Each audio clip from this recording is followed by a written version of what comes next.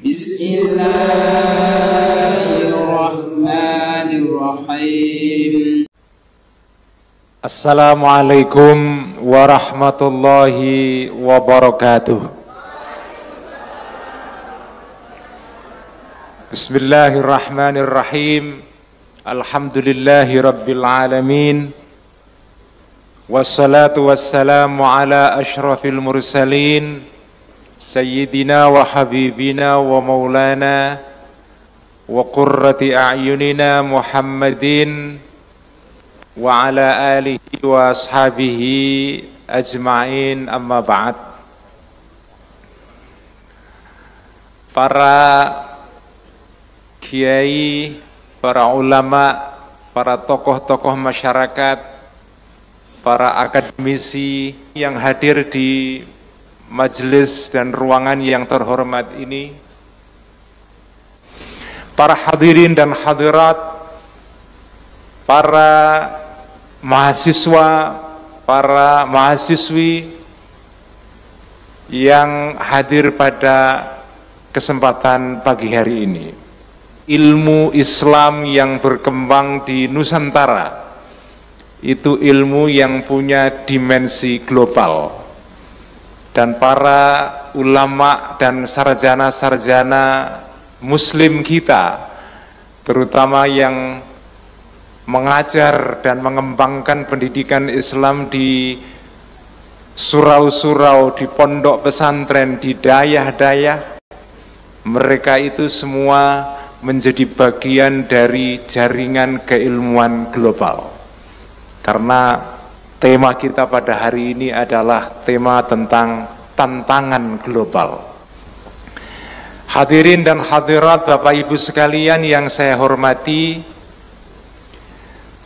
sebetulnya saya tidak layak berdiri di podium ini. Yang seharusnya berdiri di podium ini adalah Ketua Umum Pengurus Besar Nahdlatul Ulama, yaitu Kiai Haji Yahya Khalil Stakuf. Saya ini hanya mirroring saja, hanya menjadi wakil yang mencerminkan atau melakukan mirroring terhadap Kiai Haji Yahya Khalil Stakuf. Beliau tidak bisa hadir pada pagi hari ini, dan beliau berkirim salam kepada semua hadirin dan hadirat yang hadir pada pagi hari ini. Beliau sedang tidak sehat. Saudara-saudara, para hadirin dan hadirat yang saya hormati, perjuangan umat Islam di Indonesia, terutama perjuangan para kiai-kiai dan ulama dari Jam'iyah Nahdlatul Ulama, sudah cukup sukses, sudah cukup berhasil pada tingkat nasional. Kita berhasil melahirkan negara Indonesia, merawatnya, membangunnya, mengembangkannya. Dakwah kita, dakwah yang dasar dan landasannya adalah membangun peradaban dengan asas atau fondasi rahmat. Dan rahmat ini bukan rahmat yang terbatas bagi umat Islam saja, tetapi juga untuk semua bangsa Indonesia. Kita cukup berhasil membangun dakwah ini. Nah, kita kepingin melebarkan khidmah ini tidak saja pada level nasional, tetapi kita juga ingin melebarkannya pada level yang lebih luas lagi, yaitu pada level global. Inilah latar belakang dari gagasan tentang humanitarian Islam. Saya ingin menjelaskan sedikit tentang istilah humanitarian Islam ini, menjelaskan gagasan tentang humanitarian Islam ini. Bapak Ibu sekalian, humanitarian Islam ini sebagai istilah dalam bahasa Inggris ini bisa menimbulkan salah paham. Istilah humanitarian Islam ini artinya Islam yang bersifat kemanusiaan. Istilah ini seolah-olah mengimplikasikan, menyiratkan seolah-olah ada Islam yang tidak humanitarian. Padahal bukan itu artinya. Inti ajaran Islam adalah ajaran yang humanitarian, yang membawa maslahat bagi manusia seluruhnya. Wa ma arsalnaka illa rahmatan lil alamin. Inti dari ajaran Islam adalah ajaran yang humanitarian Islam. Jadi tidak ada aspek dalam ajaran Islam yang tidak humanitarian. Nah, istilah humanitarian Islam ini Bapak Ibu sekalian, ini sebetulnya terjemahan bahasa Inggris dari bahasa Indonesia, yaitu Islam untuk kemanusiaan. Al-Islam lil insaniyah. Hanya saja ketika Islam untuk kemanusiaan ini mau diterjemahkan ke dalam bahasa Inggris, itu secara harafiah terjemahannya mestinya adalah Islam for humanity, Islam untuk kemanusiaan. Tetapi menurut orang penutur bahasa Inggris yang asli, ya, bukan yang KW, menurut rasa dan cita bahasa Inggris yang asli, kalau menggunakan istilah Islam for humanity, menurut penutur asli bahasa Inggris ini, kalau kita menggunakan istilah Islam for humanity, itu seolah-olah maknanya adalah ini mau mengislamkan umat manusia seluruhnya di muka bumi ini. Ini bisa menimbulkan kesan yang buruk di mata orang-orang non-muslim, terutama di barat. Dan harus dihindari kesan buruk seperti ini. Karena dakwah itu tidak boleh mengesankan, menimbulkan citra buruk. Kita kepingin menyebarkan Islam yang citranya baik. Oleh karena itu dicari akal bagaimana menerjemahkan dalam bahasa Inggris yang kira-kira itu cocok dengan cita bahasanya orang-orang penutur bahasa Inggris asli. Lalu ditemukanlah istilah humanitarian Islam, yang itu sebetulnya adalah terjemahan dari Islam untuk kemanusiaan, al-Islam lin insaniyah. Jadi Bapak Ibu sekalian, kalau mendengar istilah humanitarian Islam ini, jangan melupakan asbabun nuzulnya ini, ya. Cerita di balik terjemahan ini, dan jangan dilepaskan dari konteks asalnya. Aslinya humanitarian Islam ini adalah istilahnya adalah Islam untuk kemanusiaan. Para hadirin dan hadirat yang saya hormati, apa makna dari humanitarian Islam ini? Dan kenapa kita mengaitkannya dengan tantangan global? Bapak Ibu sekalian, agama Islam itu agama yang sangat sadar dengan konteks geopolitik global. Kalau Anda ingat, ini saya ingin memberikan catatan sampingan sedikit. Saya sengaja pidato hari ini tidak menggunakan teks. Itu untuk membedakan antara kiai dengan pejabat, ya.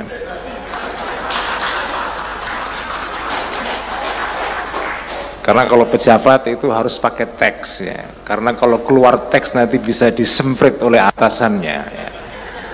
PBNU tidak ada teks, ya.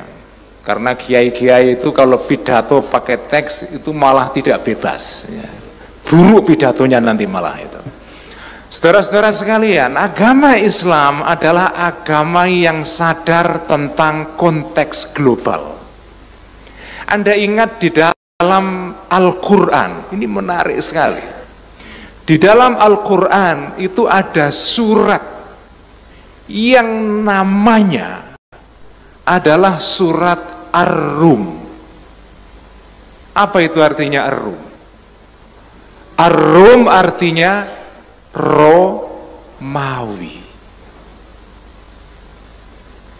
Di dalam Al-Quran itu ada surat yang judulnya adalah Romawi. Romawi atau Ar-Rum itu nama sebuah kekuasaan besar yang berpusat di Bizantium Timur yang sekarang itu adalah Turki. Sebelum pecah menjadi Romawi Timur dan Romawi Barat, itu Romawi itu adalah Bizantium di kota Istanbul atau Konstantinopel sekarang. Dulu namanya Konstantinopel, kemudian ketika dikuasai oleh umat Islam berubah menjadi Istanbul. Ar-Rum artinya adalah Romawi. Dan kita baca dalam pembukaan ayat ini.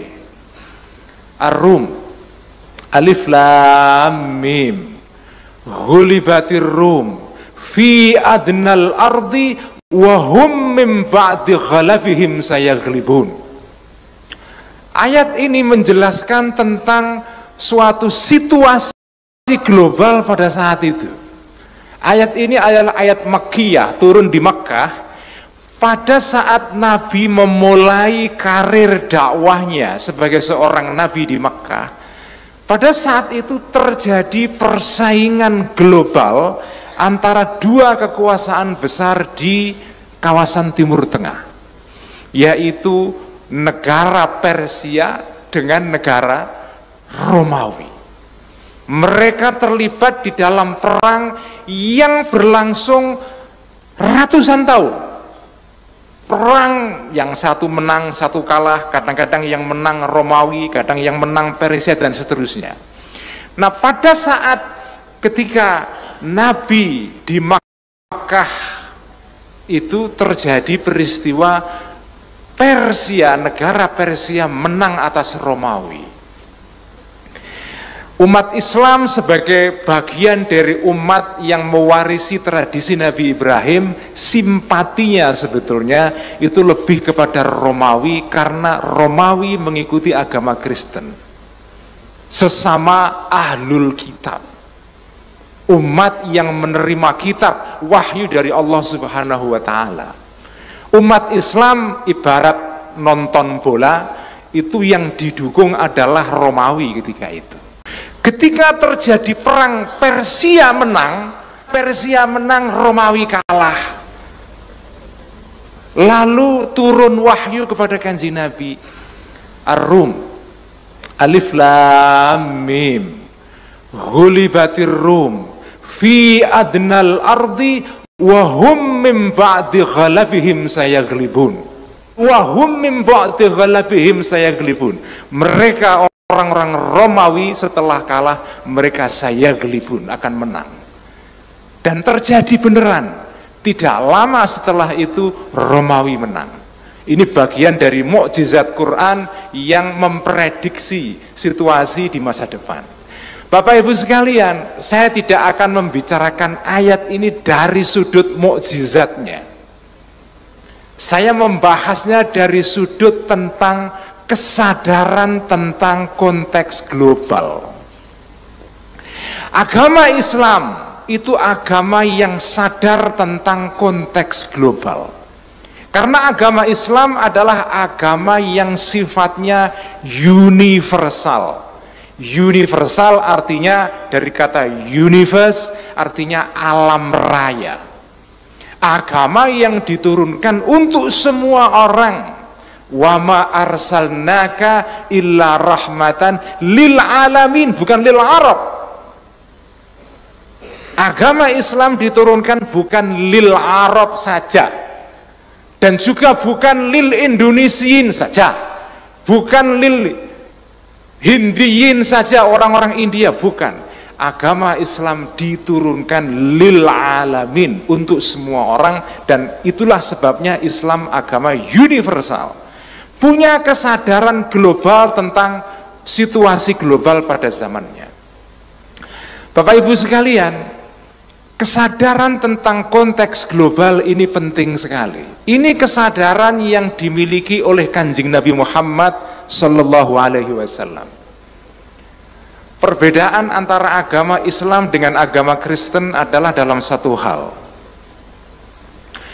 Agama Kristen yang dibawa oleh Nabi Isa alaihi salam atau Yesus itu turun persis di tengah-tengah peradaban Romawi, yaitu di Palestina, yang lokasi secara geografis Palestina ini dekat dengan negara Romawi atau Bizantium Timur. Agama Islam diturunkan oleh Allah Subhanahu wa Ta'ala. Kita tidak tahu hikmahnya apa, tapi saya menduga hikmahnya ini pasti karena pertimbangan geopolitik. Islam diturunkan oleh Allah Subhanahu wa Ta'ala bukan di kawasan yang dekat dengan imperium besar ini, agak jauh, di Makkah Al-Mukarramah. Lokasi Makkah ini jauh dari Romawi maupun Persia. Raja-raja Romawi dan Persia pada zamannya itu tidak tahu secara detail sebetulnya kota Makkah itu apa, karena pinggiran. Gak ada orang tahu. Google pun tidak akan menjangkau. Makkah itu posisinya terhadap Bizantium dan Persia itu seperti itu. Tanah di pinggiran yang tidak diketahui siapa-siapa. Muncul nabi besar di situ, membangun peradaban pelan-pelan. Saya mengandaikan Bapak Ibu sekalian, kalau seandainya Islam turun di Palestina seperti yang dialami oleh agama Kristen, saya membayangkan Islam tidak akan bisa berkembang sepesat sekarang. Apa nasib Nabi Isa ketika berdakwah di Palestina? Tidak lebih dari 3 tahun kemudian dakwahnya dihancurkan oleh kekuasaan Romawi ketika itu. Disalib, dibunuh. Meskipun beliau tidak mati, dalam kepercayaan kita Nabi Isa tidak mati dan tidak disalib. Beliau tidak disalib tapi diangkat oleh Allah Subhanahu wa Ta'ala ke langit. Tetapi poinnya adalah agama Kristen turun di tengah-tengah kekuasaan besar ini dan dianggap sebagai pemberontakan. Karena itu langsung dihabisi. Agama Islam turun di dalam peta geopolitik yang lain. Islam diturunkan oleh Allah Subhanahu wa Ta'ala di pinggiran peradaban besar ketika itu, sehingga tidak diganggu oleh 2 kekuasaan ini. Begitu Islam membangun peradaban pelan-pelan, mula-mula di Makkah, dilanjutkan di Madinah, membesar, terjadilah perjumpaan atau pertempuran pertama-tama antara umat Islam dengan Romawi. Perang Tabuk yang paling terkenal. Tetapi ketika itu Islam sudah besar jadi kekuatan politik. Ini saya menduga hikmahnya, saya tidak tahu, wallahu alam bishawab, tetapi dalam bacaan saya, Allah ini menurunkan Islam di Makkah dan Madinah ini karena mungkin, wallahu alam bishawab, mungkin pertimbangan geopolitik global ketika itu. Poin saya adalah agama Islam adalah agama yang sangat mempertimbangkan tentang peta geopolitik. Bahkan di Quran pun ada ayat yang dinamai dengan negara Romawi yang merupakan negara Kristen ketika itu. Kira-kira kalau Quran turun zaman ini mungkin ada surat judulnya itu Amerika Serikat. Mungkin kok begitu, mungkin ya, tapi ini andaian saja ya. Jangan dianggap serius ya. Jadi begitu pentingnya tentang konteks geopolitik global. Nah, saudara-saudara sekalian, humanitarian Islam ini adalah dakwah, usaha yang dilakukan oleh Nahdlatul Ulama melalui pengurus besar Nahdlatul Ulama Gus Yahya Khalil-Stakuf sebagai ketua umum. Ini adalah upaya, istilah ini diciptakan atau gagasan ini diciptakan atau dimunculkan sebagai bagian dari usaha NU terlibat untuk ikut mengatasi situasi global saat ini. Bapak Ibu sekalian, kalau kita lihat peta global saat ini, Masya Allah, ancaman konflik, ketidakstabilan global luar biasa. Kita sekarang ini sedang hidup di dalam persimpangan jalan. We are at the crossroad of global civilization.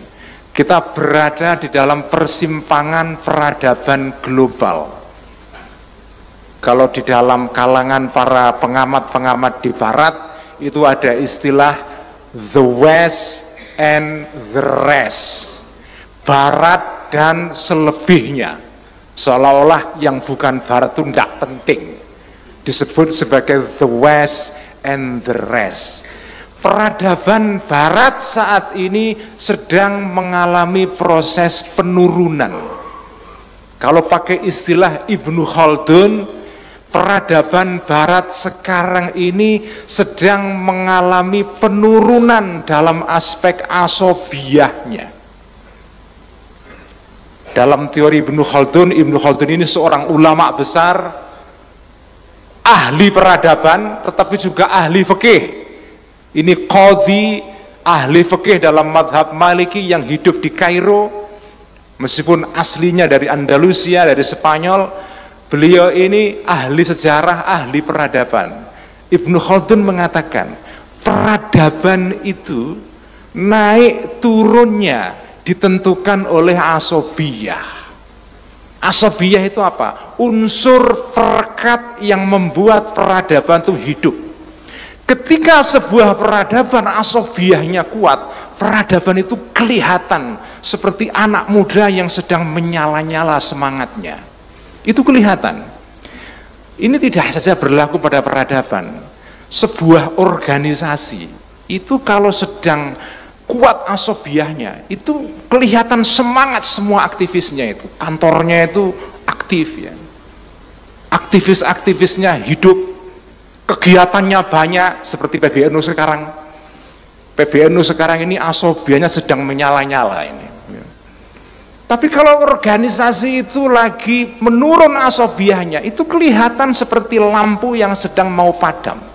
Kita masuk kantornya itu loh, merasa seperti kuburan mati. Lampunya cuma 5 watt. Rapat ya, kadang-kadang rapat, kadang-kadang tidak. Itu kelihatan. Perguruan tinggi juga begitu. Perguruan tinggi kalau asobiyahnya sedang turun, kerasa sekali. Lampunya ada yang mati, ada yang tidak ya. Wattnya ya minti-minti kalau bahasa Jawanya ya. Nah, menurut Ibnu Khaldun, peradaban itu kalau sedang kuat, itu asobiyahnya kuat. Nah, negara barat saat ini itu sedang mengalami penurunan asobiyah. Lalu ada peradaban baru yang sekarang asobiyahnya menyala-nyala. Peradaban di timur yaitu Cina, Korea, Cina dan bangsa-bangsa di timur, dan kita ini bagian dari bangsa-bangsa timur ini asobiyahnya lagi naik.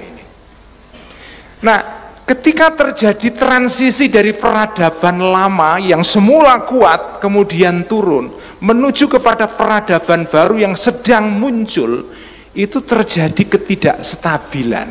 Sekarang kita hidup di konteks itu, saudara-saudara. Kita ini hidup di zaman ketika terjadi transisi. Yang lama sedang pudar, yang baru muncul tapi belum kelihatan secara jelas sosoknya. Kita sedang mengalami transisi. Nah, transisi ini biasanya dicirikan atau ditandai dengan situasi yang tidak stabil. Perang di Ukraina, ketidakstabilan di Timur Tengah, di Palestina, di Gaza, ketegangan yang terjadi di Taiwan, di Laut Cina Selatan, dan di kawasan-kawasan dunia yang lain ini sebetulnya ini bukan sekadar gejala politik biasa. Ini gejala transisi peradaban. Tanda-tandanya adalah dunia mengalami ketidakstabilan di dalam berbagai sektor. Sekarang ini kalau di dalam sektor militer dan politik terjadi perang dan segala macam, di sektor budaya kita juga sedang mengalami transisi ketidakstabilan, apa yang sering disebut dengan disrupsi sosial. Karena ditemukannya teknologi komunikasi baru yang namanya adalah digital technology.